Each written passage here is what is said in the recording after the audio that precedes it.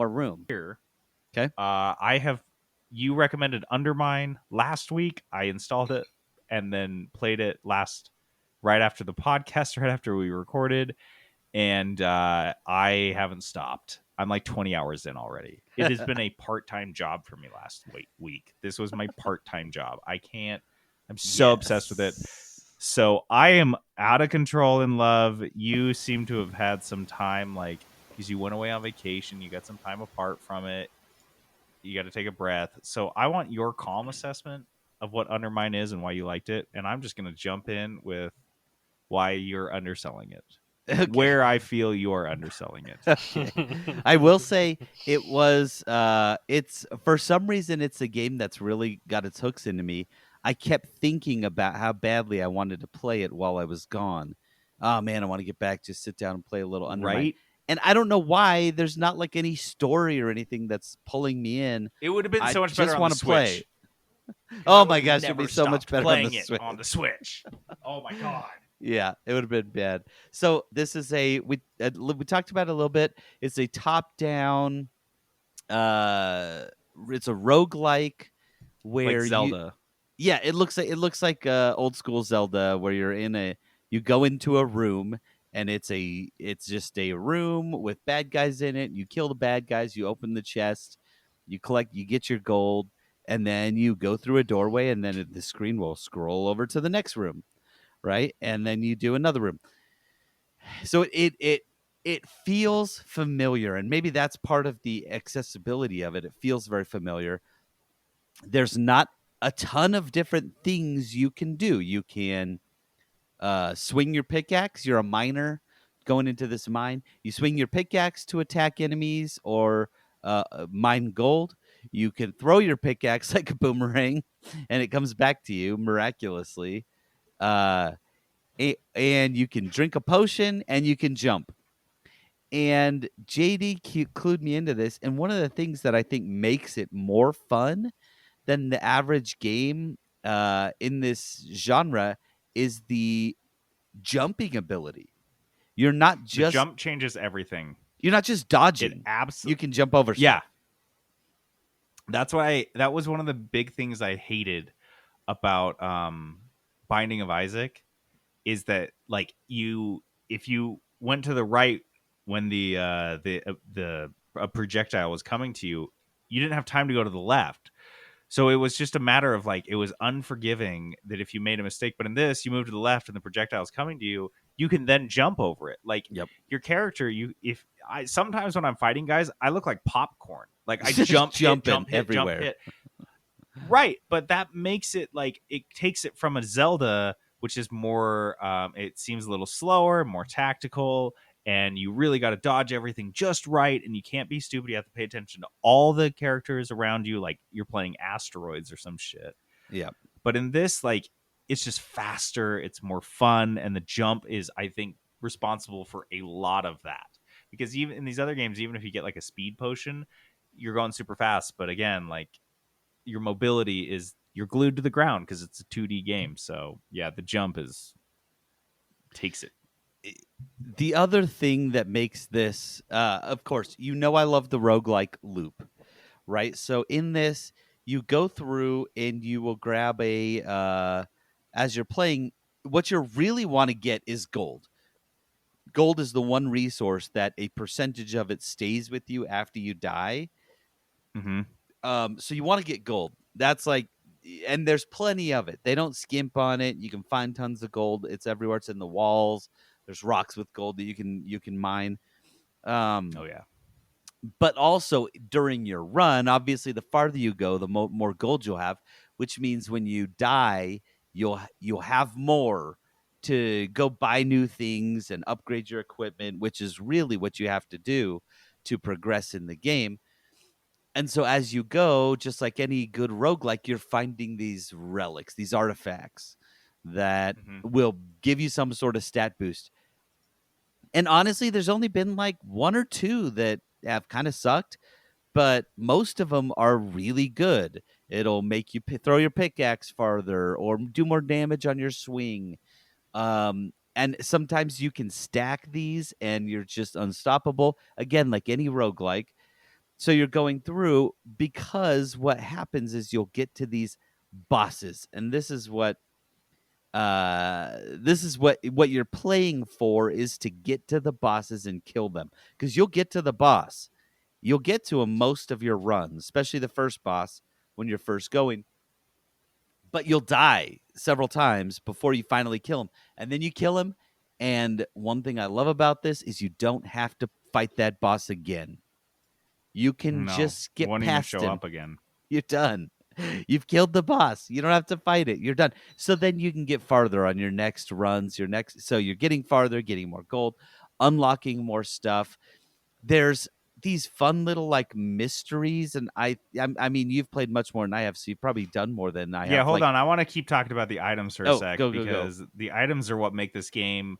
I mean, the gold is really cool because it's a constant grind, and like Peterson said, it's everywhere. So it's a very satisfying thing. If you guys liked the mines in Stardew Valley, this will feel extremely similar, but much better fleshed out. It's kind of the same idea. You go down, you keep going down as far as you can. Once you get to a certain level, you can then skip to that level, and then you can keep going down, and then maybe get to another one where you can skip to. But when you collect these items and they can stack, it's really cool because you can get really cool combos going on. I had one where every time I'd hit a rock and it would spill gold everywhere, and the gold would explode all over the What? ground and kill anyone near it. And then if I collected gold, it would also shock everyone. Every single time I grabbed a piece of gold, it would shock every single enemy in the room. Oh my So basically, gosh! I would walk into a room full of enemies and just start mining gold, Like, where's whistling the Dixie gold? like Go I get didn't give a it. shit because I would just go collect it. Either the gold would all blow everyone up or it would electrocute everyone to death. So I changed my whole gameplay to just mining gold, which is a cheese strategy. I think it's not like a main gameplay strategy, but it's cool that you have the opportunity to do that, or you can have pretty basic ones that aren't as exciting or goofy or wacky, but they're still balanced and strong.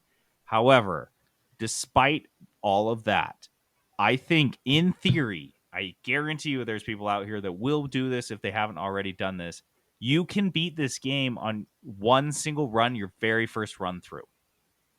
And that's what I love about it. I think Hmm. it's so cool because unlike games like FTL, where your very first, very, very, very first playthrough is just part of a much larger grind, in this game, if you are talented enough, you could get through the whole game, which is my larger point here is that you don't have to have items to have fun in this game. You don't have to wait until you're like in FTL. You're not having a ton of fun until your spaceship's built out a little bit. And it's Yep. like, oh, I Yep. can do this cool move. In this game, you're having fun the second you jump back into the mine. So there's no hesitation. When I die, I don't know about you, Peterson.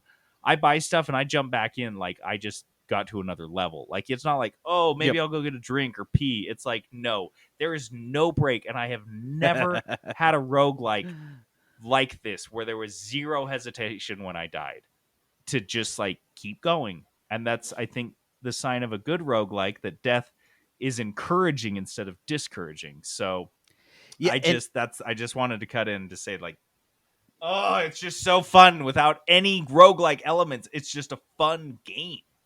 the roguelike is just a amazing bonus, right? Yeah. It's so good. And I said this before last week, but it is very accessible. It's not hard to just jump in and play. You've played something like it, you'll understand it. You'll learn like strategies and like a little bit like how to beat different enemies as you go, Mm-hmm. but you can just jump in and play. It's not a super complex or difficult game, and it is Mm-mm. fun every time. I'm probably 6 hours in, 7 hours in, and I'm still having just as much fun jumping Yeah. into gold mine level 1 every time. Mm-hmm. It's not And I'm any less fun. and I'm excited for you because I think the more you play, the more stuff opens up because the game is really, really solid at unveiling stuff slowly to you, whether that's new shops, new items, new abilities, new unlocks. And then the other thing is these artifacts, you find the recipes for them in the mines, you bring them up and then craft them. And so there's always like some new cool thing to find, a new Mm-hmm. opportunity. Like Peterson, you may not have even found the exploding gold recipe, and you may not find it for 10 hours. I just happened to find it early. Like, that's so cool. It's like Yep. such a good reason. There's always a reason to go back in the mine, even if you die right away, because you could find something cool. Can I just tell you what happened to me on my last run? Because I was dying laughing. Yes. I found a Yeah. potion that I'd never seen before that just said it was a curse potion. Have you seen that one? Yeah. Oh, And I drank it. yes. I was like, I gotta see what. That's the other thing. It's not so No. punishing, especially if you're not super far in. To where I was like, oh, I Yeah. don't care if I die. I'm just gonna try all the things. I 'Cause take huge whatever. risks in this game Yeah. that I Oh, would yeah. never take in a roguelike. I will Yes. do things that I will just kill me to see what happens. I drank the That's awesome. potion, the curse potion. And what does it give you? Like 15 curses? And curses Yeah. are the opposite of artifacts. They're like It doesn't give you huge anything good. It's only bad. debuffs. They're terrible. And I barely made it 3 more maps before I died, not from getting hurt, but just from doing stuff. If Just I from dropped a being bomb, alive. it hurt me. If I attacked, it hurt me. And that was even gave me 2 curses that I carried on to my next run. Oh my god, Dude, really? I didn't even know that was yeah. possible. You Dude, were that cursed? it was so many curses. I don't even know why this potion's in the game, but it was hilarious. Yeah, so my last thing on the way out the door is that, touching on something Peterson mentioned, is the game is challenging. The bosses are challenging. I never felt like the game was punishing at any point.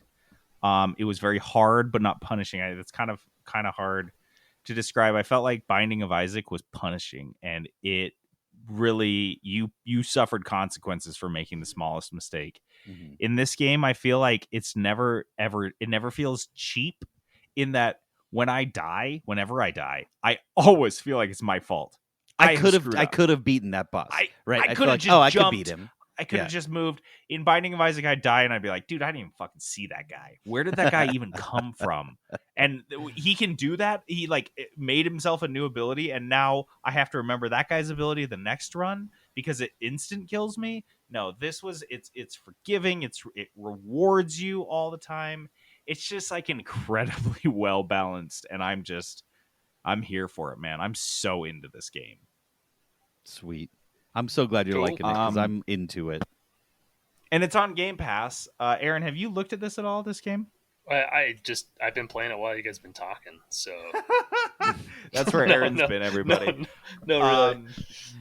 Yeah, it is. It's on Game Pass, so it's free right now if you guys have that. If you don't, Game Pass is $1 on PC for the first month and $5 after that, so it's totally worth it. If not, I think it's also on Steam and stuff. But check out Undermine. This is a buy at any price game for me. It feels like it's like FTL, where it is sucking like quality time out of my life. Like I should be hanging out with my wife, but I'm not, because Just an unhealthy Undermine is amount. there. That's the type of game this is. So you have to check it out.